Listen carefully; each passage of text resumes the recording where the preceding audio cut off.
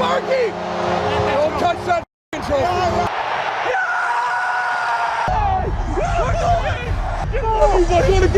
After the stage was set, we now knew it was Oilers versus Panthers for the Cup. But I don't think anyone could have predicted the absolute roller coaster we were about to hop on. On one side, it's the Cup finalists from last year looking for revenge in the Panthers. Not winning last year obviously pushed all the returning guys to be even better. We're very proud to be here. We're very happy, but the job's not finished. Against the comeback from the dead Oilers. We can do anything.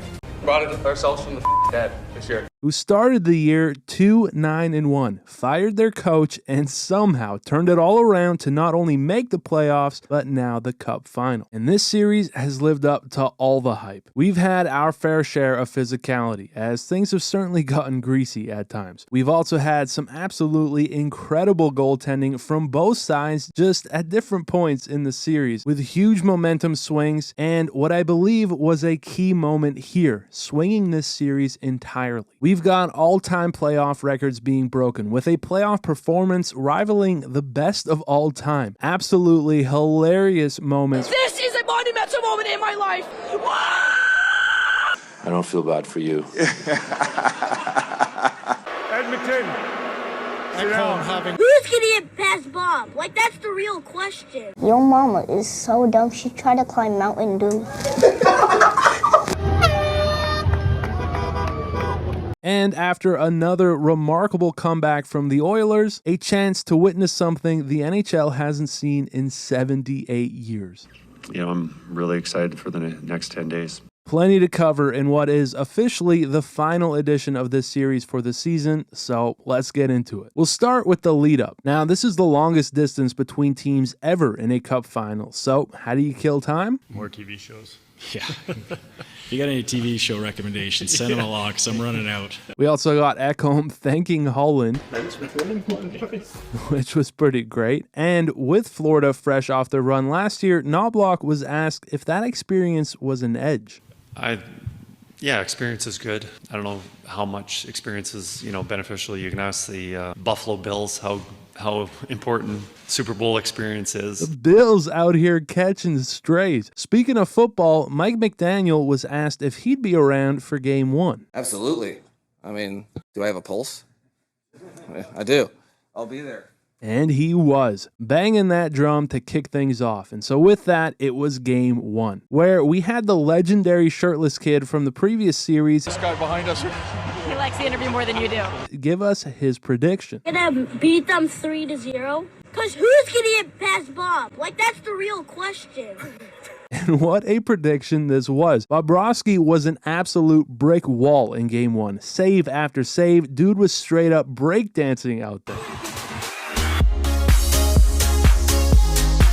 And being the first game, it meant both teams wanted to show their dominance as the bodies were flying. But ultimately, with the kid making his signature appearance, the Panthers came out and did exactly as he said. Scored 3, somehow kept the Oilers off the sheet, and took Game 1 3-0 in a game they honestly probably didn't deserve. Maybe it was the hockey gods getting us back for that Game 6, where we probably didn't deserve to win.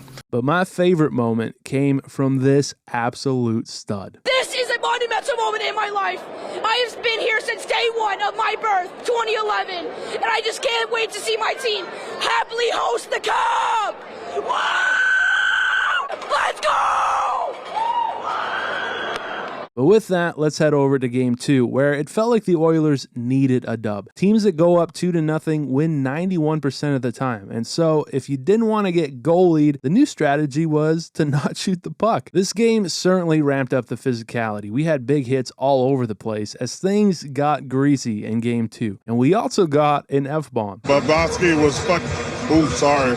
I'm sorry. What a beauty. As for the Oilers, they found themselves without a single shot nearly 9 minutes into the game. And yet, Mattias Ekholm would score the first goal of the final for the Oilers with the first shot of the game. And it was a strategy that seemed to work, as in the second, it took 10 minutes for the Oilers to register a shot, and so Mikkola figured he would help him out, nearly scoring on himself. But then, remembering he needs to shoot the other way, he does so, and and scores immediately. Florida would then add another early in the third as it's Rodriguez again. He got his good luck charm in the first game, which led to a goal then, so following suit in the second, sure enough, it worked out again and again, as he would then add yet another a little while later with Florida up big. So naturally, things got heated near the end of the game as again, greasy stuff all over the place. But ultimately, the Panthers would now take a huge 2-game series lead over to Alberta as the Cups got to travel for Game 3. And in Rogers Place, we had Maurice thanking the crowd for the booze.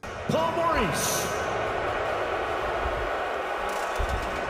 We also got Cece absolutely pissed, but after an absolutely incredible rendition of O Canada, we'd get to it, with Florida scoring the first, and the crowd, wait, what? A confused Oiler fan or a Panthers fan in disguise. Regardless, Game 3 was a nightmare for Edmonton. Stu can't handle this one as Tarasenko scored. Then Nurse with a giveaway, and it's Tkachuk for Bennett to make it 3-1 before Barkov would then make it 4. Things were gloomy at Edmonton, as I'd love to ask what these fans think now. But with that, this game continued the theme of physicality as Perry found himself a nice seat on Bobrovsky, but boy, was he not pleased to get a penalty for it.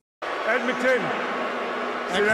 He's like, dude, did you not see? I just did. And now you're giving me a penalty for it. But while Edmonton did push for the comeback, getting to within just 1, after another huge stop from Bob, time expired, and yeah, Florida was well on their way, as it looked like Nurse was bound to make brutal playoff history. And as good as Bob was through 3, I mean, his numbers speak for himself, believe it or not, things were just getting started. There's a group of men that I want to do this with. It's the guys in that room.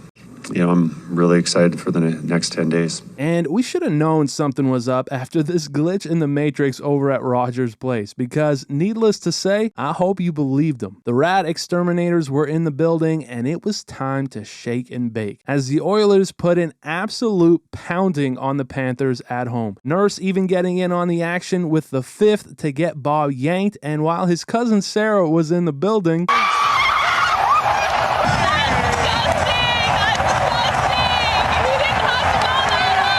we also had the Tkachuk family in the building. Not as good of a time for them. But the big moment in this game came at 2-1. Bennett with Verhaeghe, and he is stopped by Skinner in what was a huge moment in Game 4 and in this series, as Skinner kept it 2-1 and Edmonton never looked back. Again, they went to town thereafter and took a massive Game 4 at home, as the Oilers seemed to remember, oh yeah, you get eliminated if you lose 4. McJesus broke the all-time assist record in the process and had a legendary post-game quote. We got to go to Florida and, drag them back to Alberta. Drag him back to Alberta, eh? Well, it was going to take some magic, and boy, did we get it. Game 5 was everything you'd hope for in a playoff hockey game, and it started with Perry shooting the puck into Florida's empty net after warm-ups. But we had tensions at all-time highs, with Zito throwing water bottles and crazy momentum swings. To start, though, it was another huge stop from Skinner, which resembled the one from Game 4 in a big way. And just like Game 4, we had another Edmonton penalty to start, and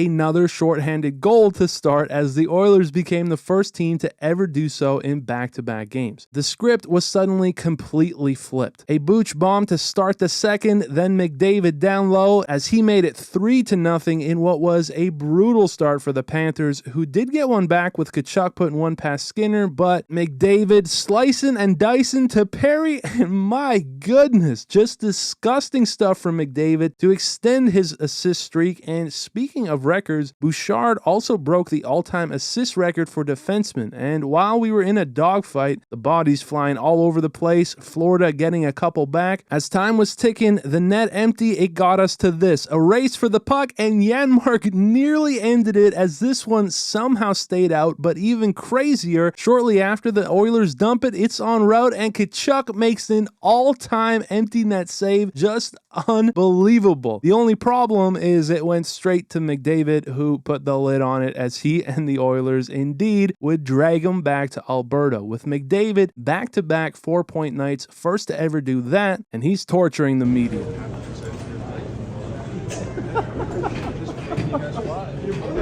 But looking at McDavid's stats, it's insane. He's officially broken the era-adjusted points record in a single playoffs. Just nutty stuff. One of the greatest, if not the greatest performances we've seen. But that then gets us back to Edmonton for one more time as this city was electric. Zambonis in the streets, Alberta beef on the streets, and even some premium Berta beef before puck drop to get things rolling. And the Oilers were rolling, all right, as it's the German Dane dishing that sauce with a tasty, tasty feed for Foegele to open the scoring in the first, where the Oilers heavily outshot the Panthers 11-2. But it wasn't until the second, where catching the Panthers on a change, it's Janmark to Henrique with a beauty, far post and in to make it 2, as Rogers' Place went absolutely ape.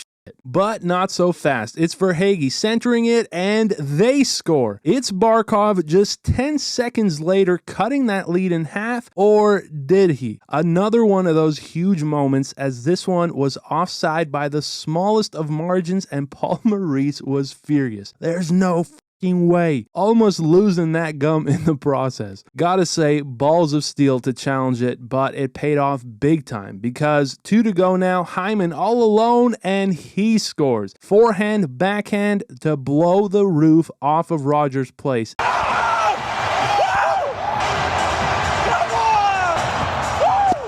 It was 3-0. A dagger, because while Barkov dancing would score an absolute beauty, it was with the goalie pulled shot, Skinner dancing as he puts it onto the tape of Nurse, who would fire it down the ice to send this baby to Game 7. A primary assist for Skinner leaves Bill Zito over here doing his best to not throw another water bottle, but yeah, Rogers' Place was unhinged. We want the cup. The chant from this standing room only crowd. What a moment, capped off with Shania in the background. But the weight of being on the wrong side of history will rattle around. But again, a big moment in this game was that offside. So I thought this was kind of funny. When I would have had to have challenged that based on what I saw, I would not have challenged. In my mind, it was definitely offside. We'll get still frames. We bring in the CIA, we'll figure it out. But yeah, the Oilers push another flight back to Sunrise, and Draisaitl's not sorry. You should know these commercial flights are killing us old guys, but... I don't feel bad for you. And we all know Game 7 will be incredible. But let me know your predictions down below, and yeah, that's about it. Thank you guys again for watching. I have truly appreciated it all season. This series has been a blast all year, and hopefully we can do it again next season. Thank you for watching, and I'll see you in the next one.